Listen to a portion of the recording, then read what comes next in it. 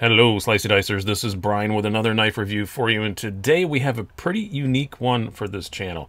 We have the Ritter RSK Mk3-G2 fixed blade. I don't normally review fixed blades on this channel. A lot of you guys ask why. It's because, well, I don't know much about them. I don't want to look like an idiot, but when this guy emails you, you take the chance on looking like an idiot. This is Doug Ritter, who designs these. They're made by Hogue in the USA, sold exclusively through KnifeWorks. There will be a link to that down below. It's not because Doug Ritter is a scary guy and I'm afraid he's going to come and hurt me if I say no or anything like that. It's because he runs Knife Rights, which is a fantastic organization. A portion of his sales go right back into that. And it's an organization that, as the name would indicate, fights to keep our rights to be able to carry certain kinds of knives in certain states. You know, some states have very restrictive knife laws that make 0 sense, and he's one of the few guys out there really fighting to change that. It's just a great organization. I think he's changed laws in like 27 states now. One of them was here in New York. We had a gravity knife law. He got that overturned, not because everybody wants to carry gravity knives or anything like that. It was just, it was being abused, and a lot of minorities were getting locked up and stuff like that, and he helped get that overturned. They were calling things gravity knives that weren't gravity knives. It was a great thing to have gotten rid of and gotten off the books. So great organization. Anytime I can support them, I will. And I am starting to get more of an interest in fixed blades. So and this won't be the last fixed blade I review. They're not going to be often, but I figure the best way to learn is to review one and let you guys tell me what I did wrong in the comments down below. This is one time that I'm saying please correct me in the comments down below, and I actually mean it. So please, if I say something truly stupid, you know, let me know down below. Let me know if you want to see more fixed blade reviews. If maybe you have some suggestions of some, you know, let me know.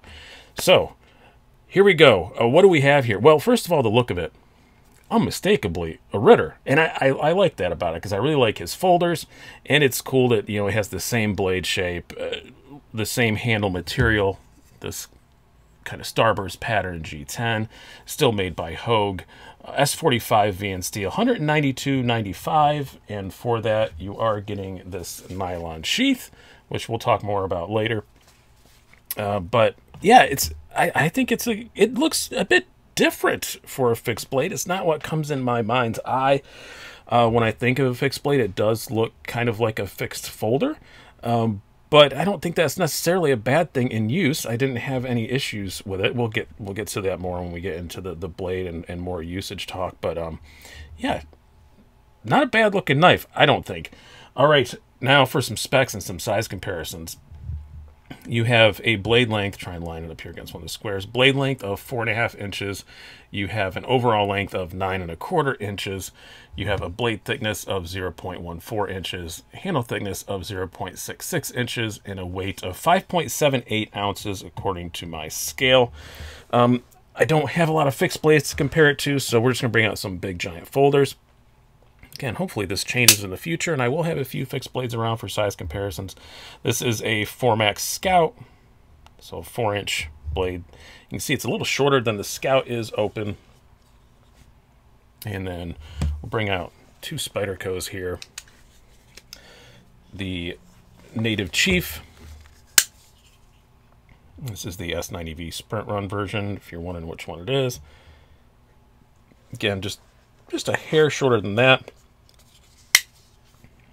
And the Endura. This is the Knife Joy exclusive, just to make it really confusing between KnifeWorks and Knife Joy. Normally I'd line up the pivots, so I guess we're just going to do that instead. Yeah, I guess it's a little bit longer than both of those. It looked initially like it was this was a little longer, but no, it's a little bit just a hair longer than both of those. All right. Now let's talk more about this knife. The blade. It's S45VN, which I'm personally excited about because I do want to get more experience with S45VN, and what better way to have it than on a fixed blade that I can really rail on and get a good experience with it. I have been using this a fair bit. I used it in the backyard to chop down some, you know, weeds that became small trees. They weren't like, you know, crazy, but like, you know, big around as my thumb or so. Hacked through those with no problem whatsoever. I use it in the kitchen just to kind of simulate, you know, camp cooking and stuff like that.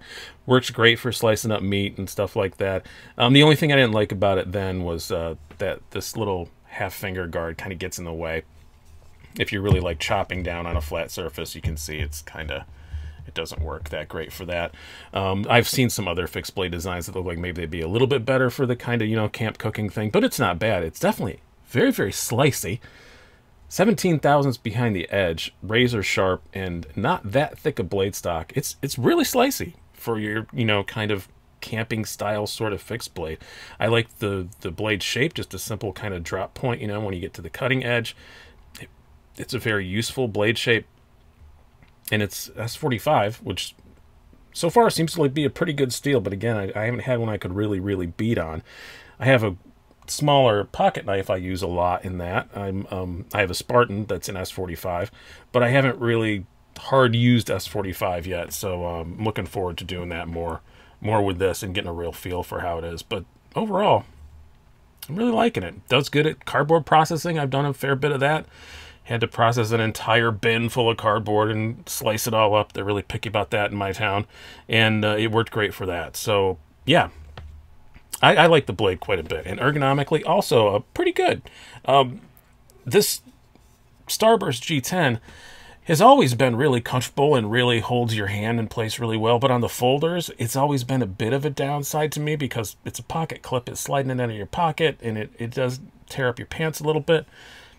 Not so with this, because it's going in a sheath, so it doesn't matter. So the one downside to this Starburst is gone, and I really do like that a lot. It does hold your hand in very well, but it doesn't feel super aggressive. It doesn't feel too crazy.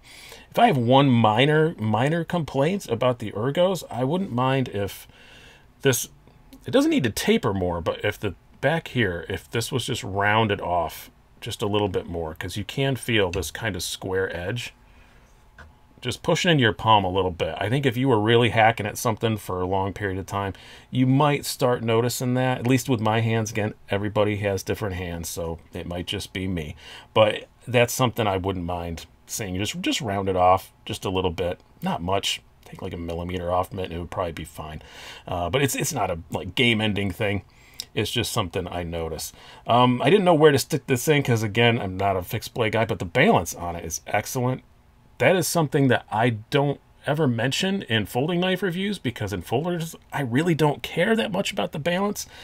I've had knives that people say are blade heavy, handle heavy, whatever. They're folders. They're not that big. I don't notice it. I do notice it more in fixed blades, and this one is excellent. So, yeah, kudos there to that. As far as the carry goes, I guess this is where we talk about the sheath. So the main complaint I've seen about this on the interwebs is that it comes with this nylon sheath. People would rather it was a Kydex sheath or maybe leather or something like that. Before I even got the knife, Doug sent me a supplemental email. I think when he sent me the tracking number, said he did this because people have their sheath preferences, and it's really hard to make everybody happy. So he went with this. I get that. I don't hate this. The only thing I would like to see is it does have a Kydex like insert. It would be nice if it locked in, and it really doesn't. So you do have to make sure you have that snap done up. For the way that I use a fixed blade, I don't like to carry a fixed blade around just, you know, daily. I don't like having stuff around my waist, so I haven't really found a comfortable way to do it. So I would carry it out and down, and I'd probably only carry a fixed blade this size when I'm camping or something like that, or working around my yard, like how I've mostly used this. So for me, that's fine. But yeah, I could see having a nice Kydex sheath with the rotatable clip, you know, would be a nice thing to have. But there's a lot of people who make custom ones, and they're not too, I looked at the videos, they're not too hard to make yourself. Or, you know, a custom leather one or something. If I was actually going to try and carry this around, you know, like in the small of my back, I would, it could be even a leather sideways one or something. But yeah, I can see why people complain about the sheath, especially $192.95. Again, I'm a fixed blade idiot.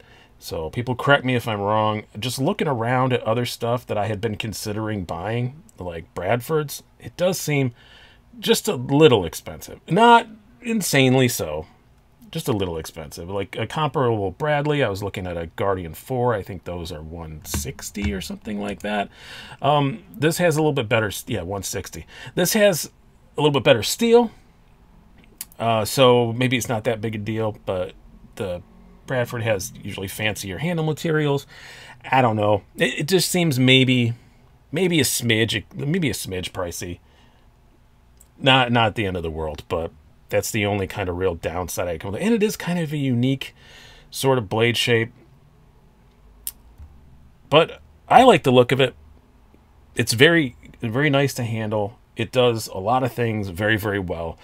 And for my first fixed blade that I intend to keep around for a very long time, I think it's a great choice, and I'm glad that it kind of dropped in my lap like this. So I hope you guys have enjoyed this. And again, note down below if you want me to do more fixed blade reviews, and I think I'll definitely consider it. I have enjoyed using this a lot more than I expected to, and I'm not going to say it's like fully opened my eyes, because I was already aware of the stuff that fixed blades were better at than folders, but it's maybe brightened up the vision a little bit or something. I don't know what metaphor to use there, but pretty cool knife. And it's always great to support Doug Ritter and Hogue, because they're also an awesome company.